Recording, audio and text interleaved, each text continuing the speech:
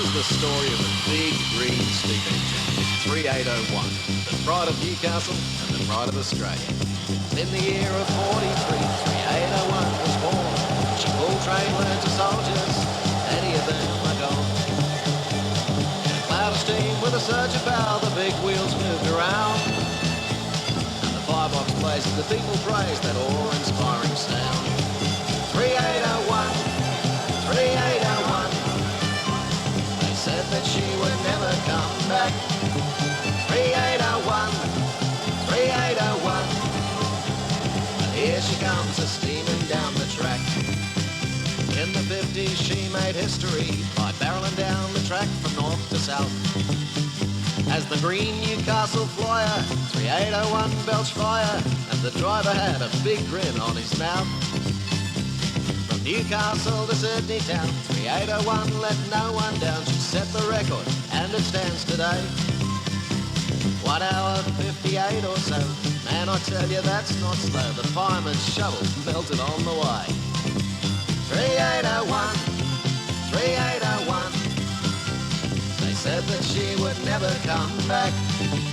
3801, 3801. Here she comes, a-steaming down the track. 3801 was in her prime, when challenged by the longest line across the country, east to west she flew. The first train on the standard gauge, she pulled and didn't show her age. She steamed across the Nullarbor, it's true. The worker on that railway line smiled and said she's looking fine, and raised his hat to see the lady by. The emu said to a kangaroo, "Oh, but mate, it's time I flew. Watch out, the 3801 is coming through." 3801, 3801. They said that she would never come back. 3801, 3801. Here she comes, steaming down the track.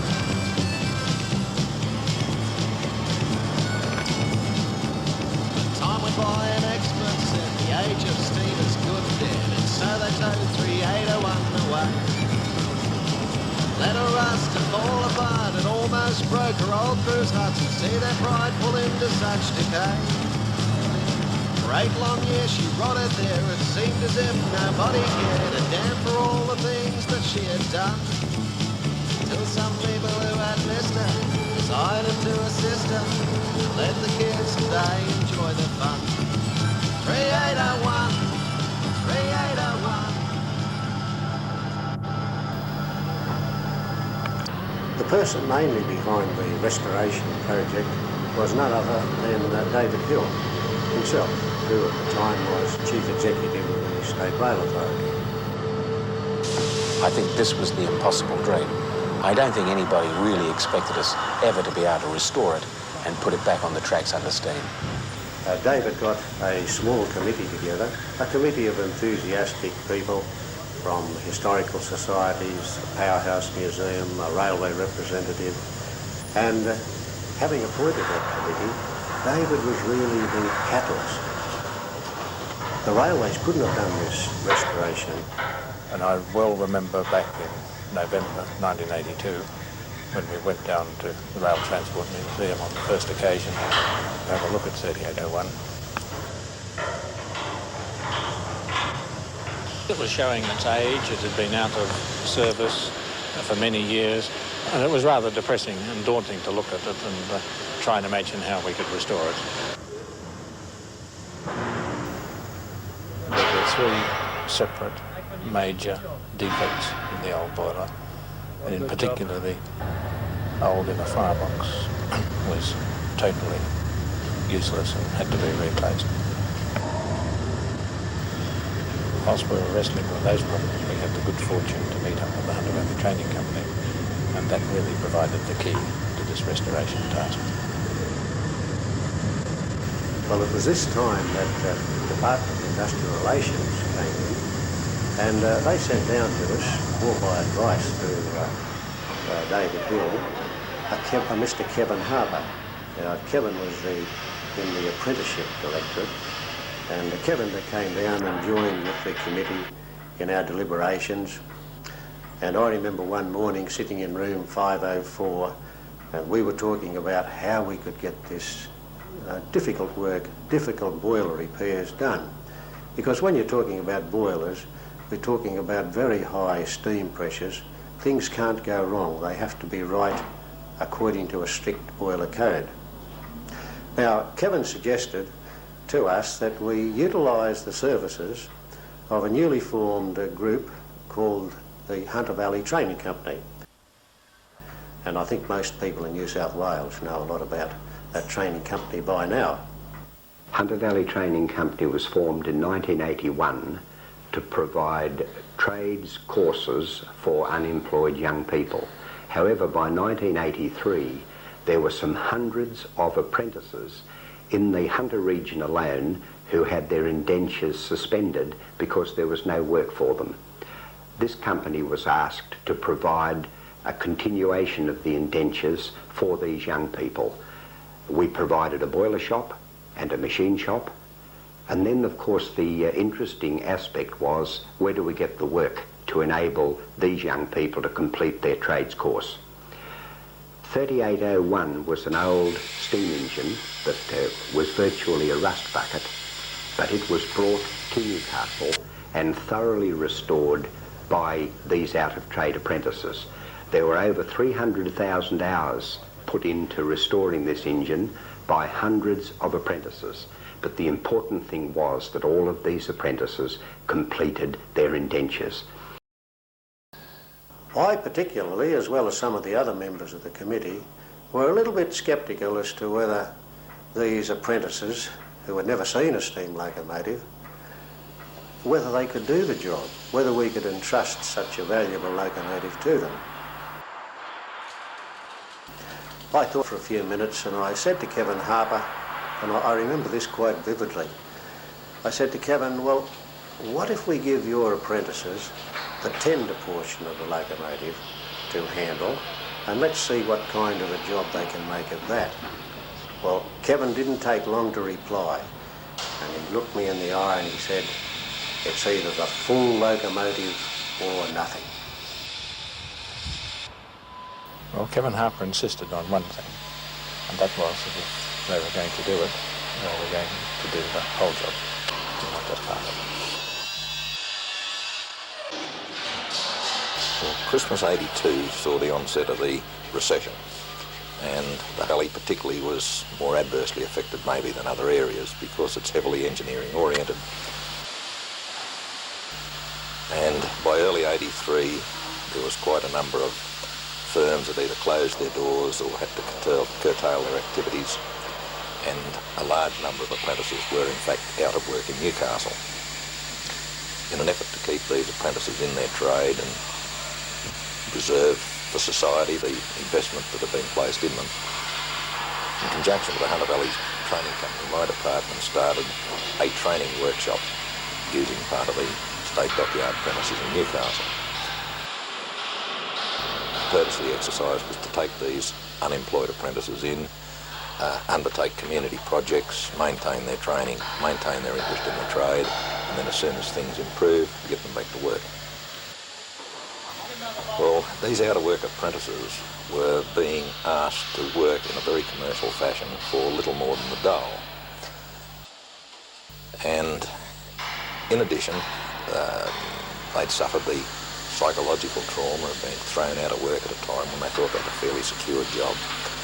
Couple these two together resulted in a morale problem.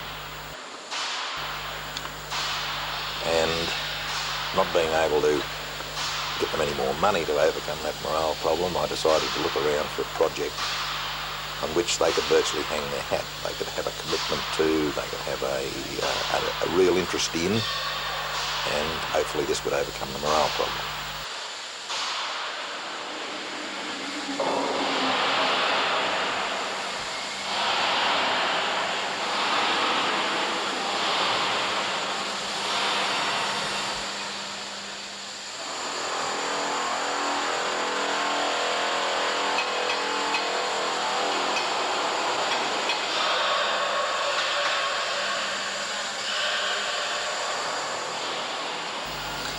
So in looking around, I discovered 3801 standing up at Thirlmere, rusting away in the weather. It was a very impressive project, and I felt it was probably the only project I could lay my hands on that would really motivate these apprentices. And I was determined to get it, but there was a large amount of feeling within the railway system that the job was just beyond the capabilities of apprentices.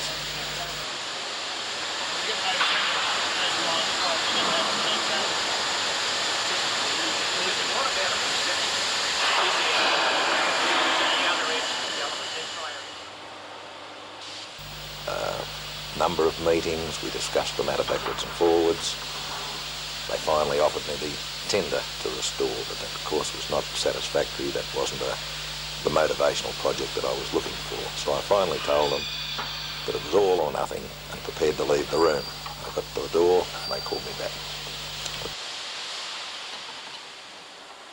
He knows his engineering very well. He's a superb manager, and that he really pulled the project together, coordinated the work of the apprentices, set the tasks and kept them to time, and a great deal of the success of the outcome of this project really is thanks to Arthur Sommingson. Yes, when I was asked to join the restoration program as a production manager, I was presented with an engine that was in a very dilapidated state. The tender walls were so rusty you could put your foot through. All the streamline, that is the clothing of the engine, was piled into the tender tank. And the rest of the engine had only been sufficiently prepared to be towed from Burmere to our workshop.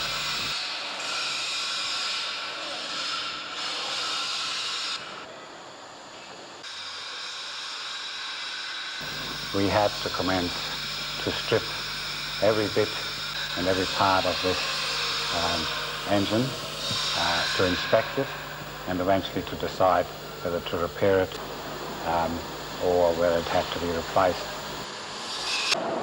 And at an educated guess, there were some 250,000 parts involved.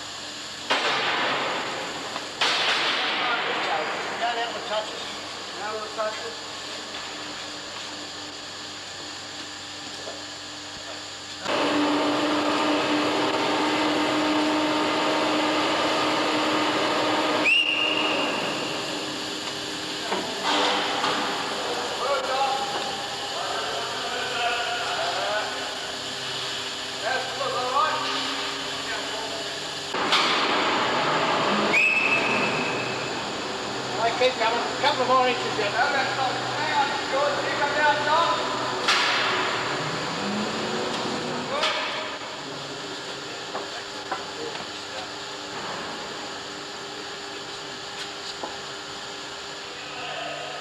Got it? Take another one. I want the other supervisors in too. Thanks, Jack. Get the big one.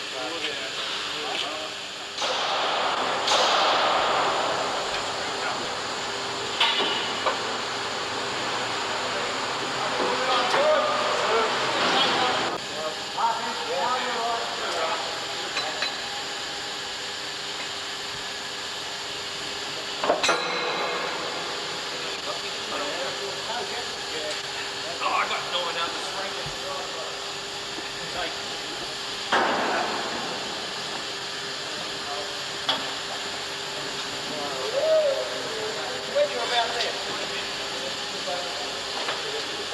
about there will do it.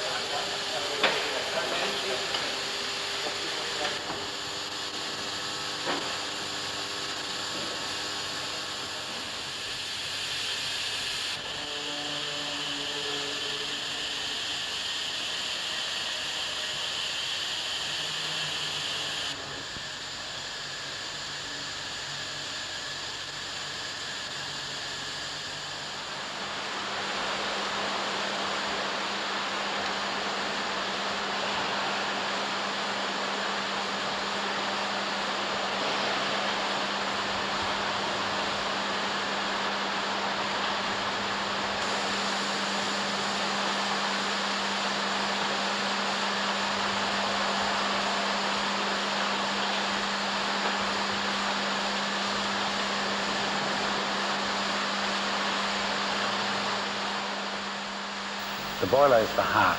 If we couldn't restore the boiler, we wouldn't have an engine. When we had the boiler cleaned up and we had it sandblasted, on inspection we found that in the back plate, on both corners, we had a couple of patches of minute hairline fractures on the inside. We also had a few radial cracks in the washout plug holes. This resulted in a complete rejection by the boiler inspector. We then had quite a number of discussions. We had a search for another boiler. We found that other boilers that were available had a similar problem, and eventually it was agreed that we could attempt to set a procedure and weld up these cracks. We set up a procedure whereby we would grind out a section of the crack and we would color test it or dye test it to see that we had removed all the signs of the crack. We would then weld that particular section, we would peen it, and then we would dye test it again to ensure that no further cracking had taken place. On a job like this, and the restoration of an old engine, there are a lot of jobs where the skills are lost, and we have to teach ourselves sometimes and the apprentices how to do these things. We constantly set up mock-ups where a whole number of apprentices would practice, and we practiced different ways of doing a job until we had it down to a fine art. This had the effect that eventually we would get a good finished product, but also it taught our apprentices how to cope with the situation and how to improvise where necessary.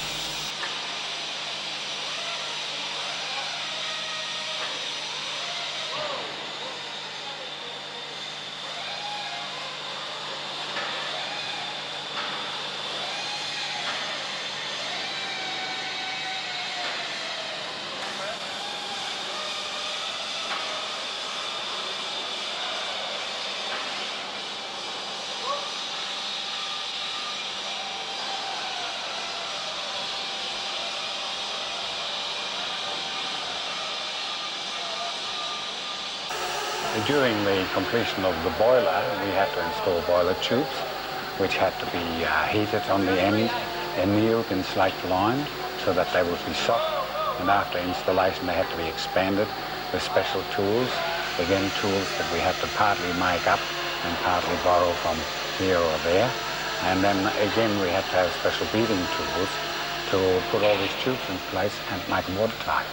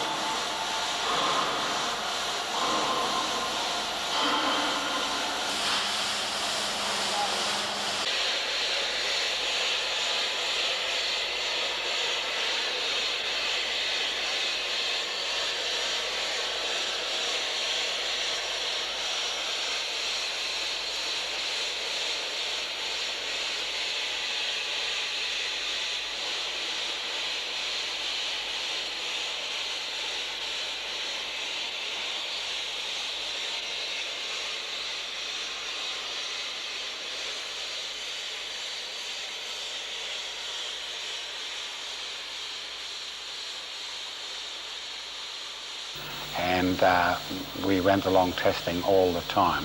We took a long time to do them all. We then proceeded to have them X-rayed, and we had magnetic particle tests done, and we still hadn't convinced the boiler inspector. He insisted on a new procedure of testing, which was an acoustic emission test, which was carried out by the CSIRO people. They told me after completing the tests that the only movements of a couple of molecules they found in the areas that had radial cracks near the washout plug holes, no movements at all in the welded areas, and they also stated that they wouldn't worry about anything until they had a movement of at least 1,000 molecules.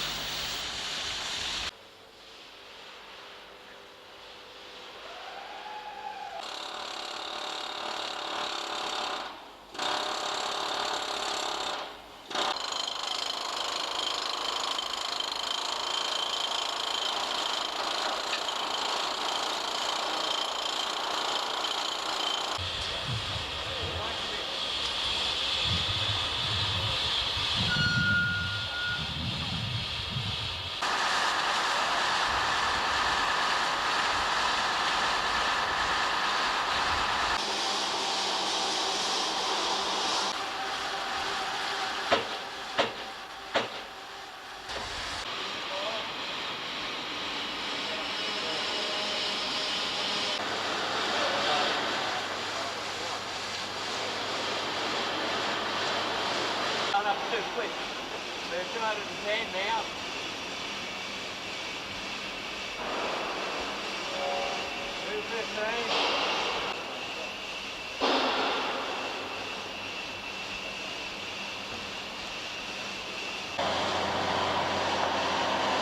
I'll tell you what we did.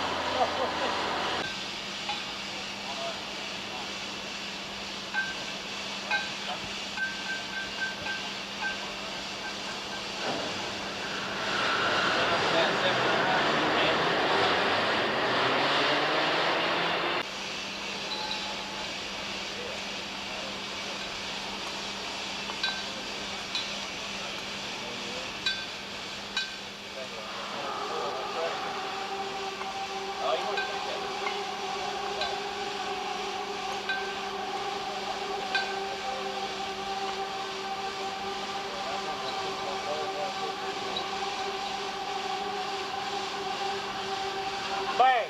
That's it. Too short. They're taking that gadget off if they're turn on the joint. Hey? Oh, they're taking that gadget off all the time. Yeah, it is.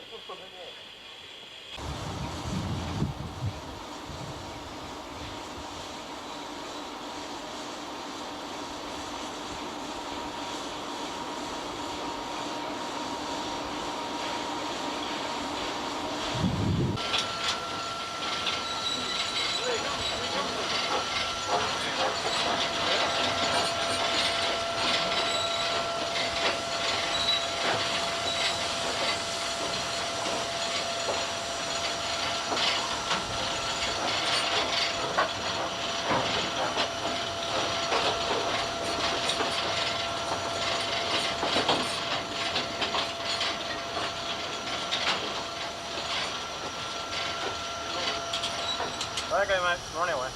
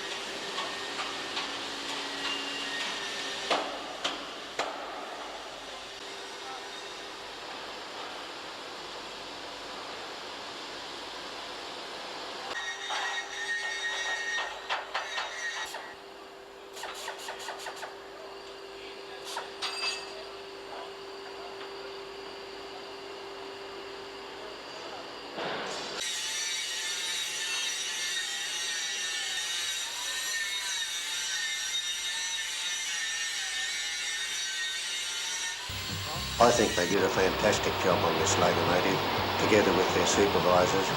They'd never seen a locomotive before, but yet, having been given the plans, they stripped it down, they machined and refabricated parts, fitted in new parts, and it all came together so well, right on time. And 2 days after they'd finished their work, this locomotive ran to Maitland and back without a fault.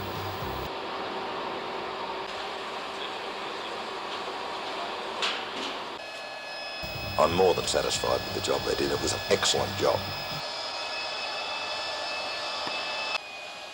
I think they provided the human side to the restoration story.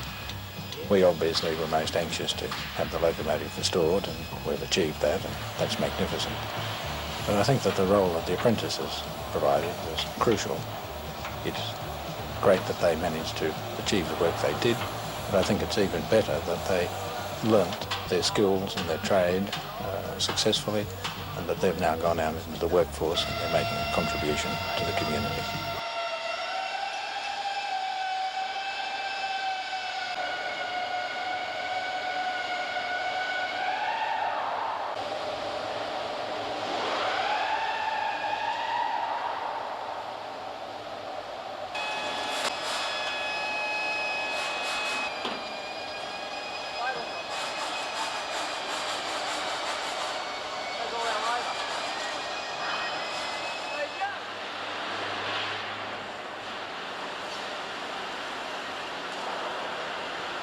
There are about 20,000 people who have all suggested they want to be on it when it first comes out of the State Dockyard. But I can tell you there's only one certainty so far.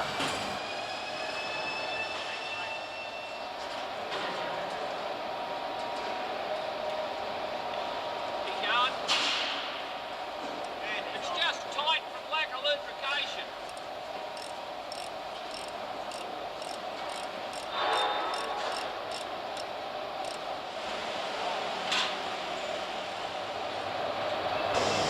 I think it's great.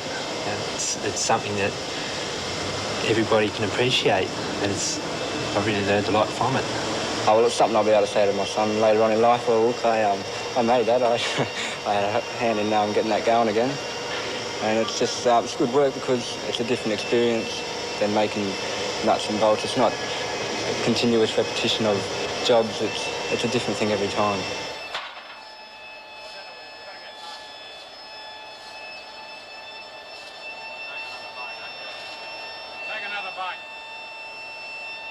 Apprentices, through their training role, have been able to put in a lot of time, and restoring a locomotive like this really is labour intensive. And if we'd had to pay normal rates for this sort of work, it would have been a prohibitive cost.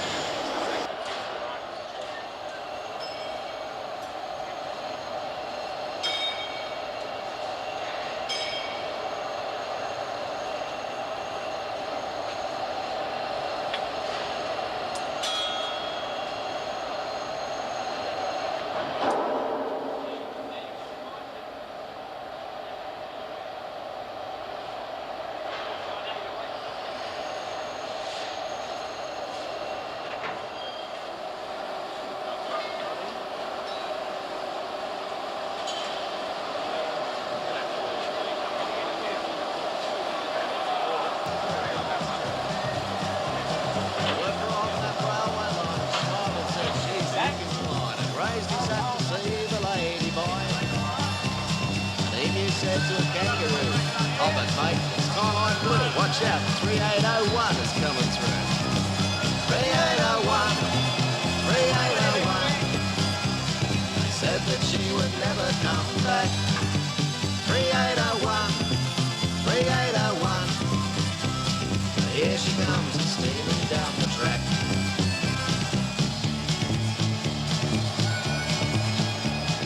Time went by and experts said the age of steam is good and dead, and so they towed 3801 away. And let her rust and fall apart, it almost broke her old crew's hearts, and see their pride fall into such decay.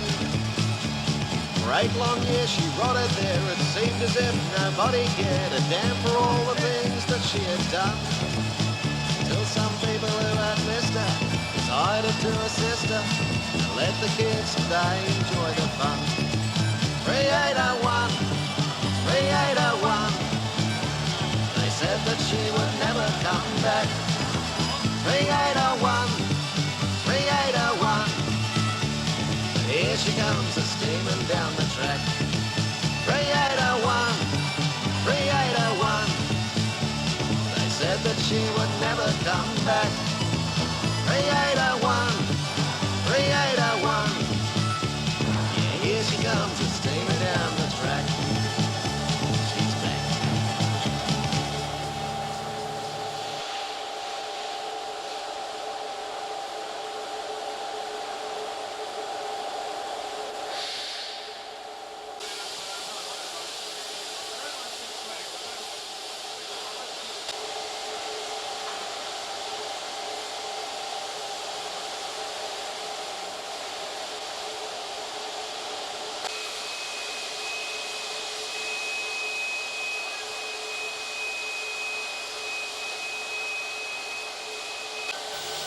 The finishing date was set, the pressure was on. We had a very tight program and we stuck to it. We eventually got steam up on a Saturday afternoon, and then we found that we had a number of leaks in the firebox. So we had to take the fire out again, let the water out overnight, come in at 4 o'clock in the morning on Sunday morning and repair those water leaks, which were really only an expansion of a couple of pipes. Then put the water back in, and by 4 o'clock on Sunday afternoon we had steam up again, and we actually got the engine to move on that day.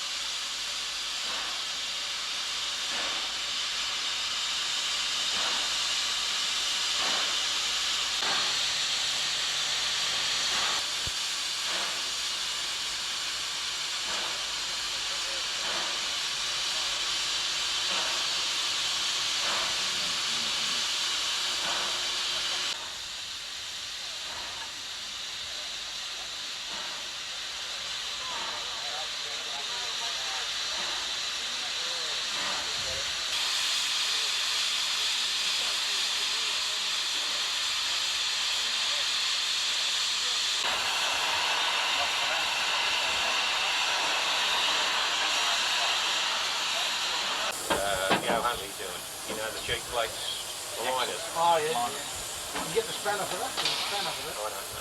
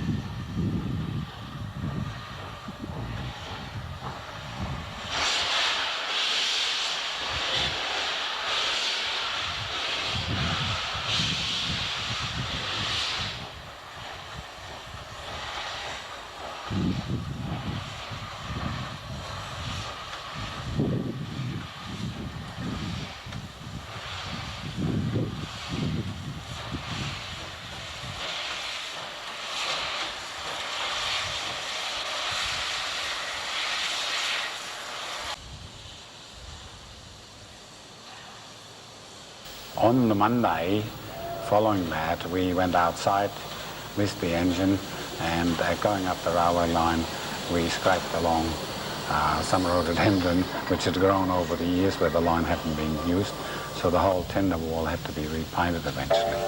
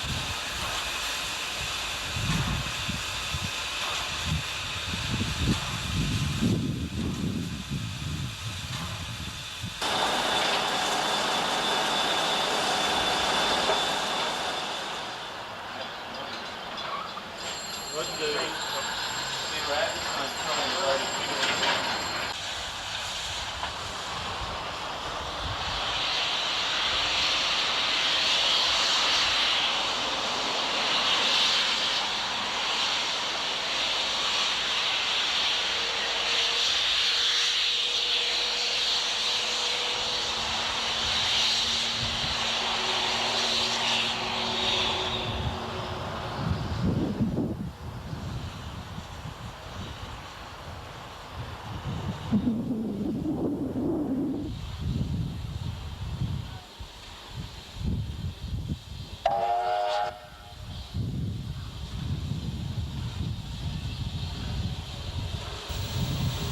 we had allowed 2 days for testing, Monday and Tuesday, and getting the bugs out of the system. Wednesday, Thursday and Friday were set aside for the final painting. It rained all 3 days and the paint wouldn't dry fast enough because of the humidity. We were still painting on Friday afternoon and we finished about 4 o'clock. The paint was drying very slowly and we had to make a decision not to light the boiler until about 2 o'clock that night. But we did that and we took it out the next morning, the Saturday morning. We then got the 3801 in position and we handed it over at 10 o'clock that morning, Saturday morning. Rebuilding the railways. But I think something else we've managed to do is to recognise, restore and preserve some of the really grand qualities in the railways and the railway history. And I don't think we've ever restored or done anything better than restore this fantastic locomotive 3801. It's not only the most significant steam train locomotive in Australia's history, but it's living testimony to all of the great people that have served New South Wales in the railways for more than 100 years, and it's fantastic to see so many of the fellas that have worked this thing, that have driven it, that have fired it. This is mission impossible. 3.5 years ago, when I stood on the plate of this thing and we loco-hauled it, because it couldn't go under its own power, out of Enfield on its trip up here to the dockyard, I was standing with John Glastonbury and the other great supporters of this train from the Rail Transport Museum, and I said, this is madness, it cannot be done.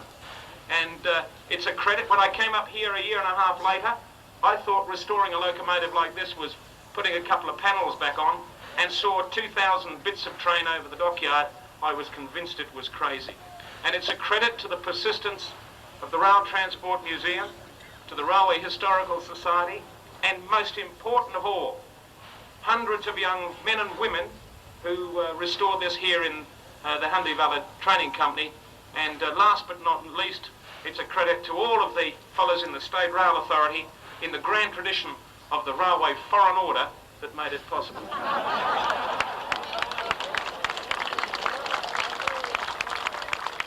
Locomotive when we were apprentices and tradesmen, and also we're the sons of railwaymen, so you might say our connection with 3801 is genetic.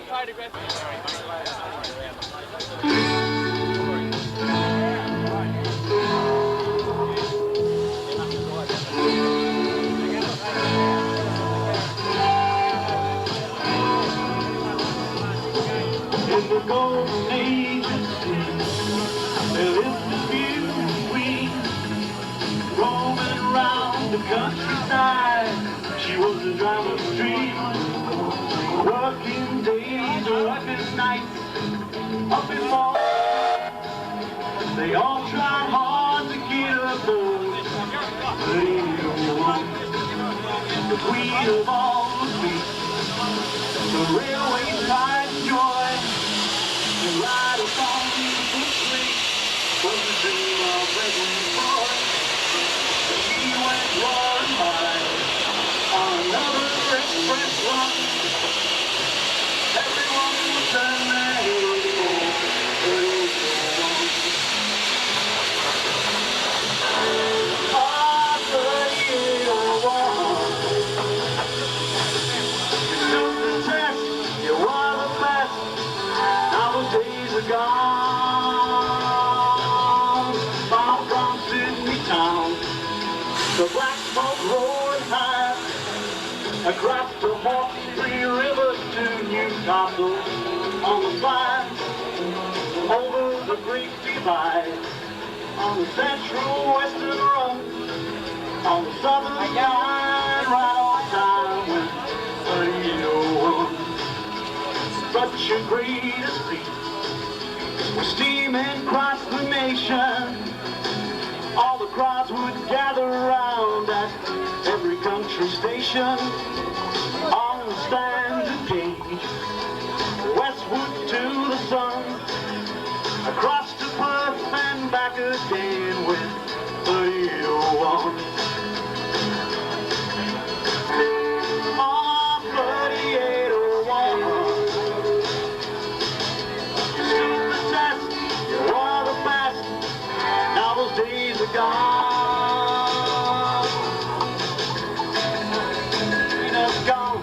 Some remember well the big green flash, she went by at such a tale to tell, roaming round from town to town, always on the run. You stood the test, you were the best, 3801.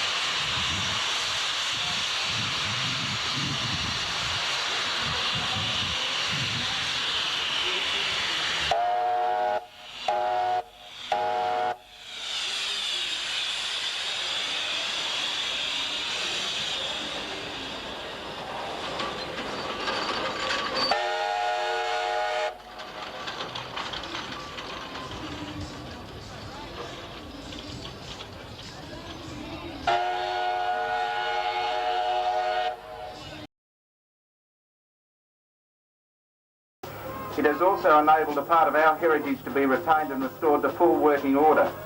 As a project, I believe this restoration has been an enormous success and highlights the quality of work and training which can be achieved through the use of off-the-job training centres. And what we're celebrating here today is not a static museum exhibit, but a locomotive alive, in steam, and back on the head of the train where it really belongs. If it were possible for me to say what would I like to commemorate my departure with, it certainly would be 3801, the best locomotive in Australia, coming out again. Till some people who had missed her decided to assist her and let the kids today enjoy the fun. 3801, 3801. They said that she would never come back. 3801, 3801. But here she comes a-steaming down the track. 3801, 3801. They said that she would never come back. 3801, 3801. Yeah, here she comes a-steaming down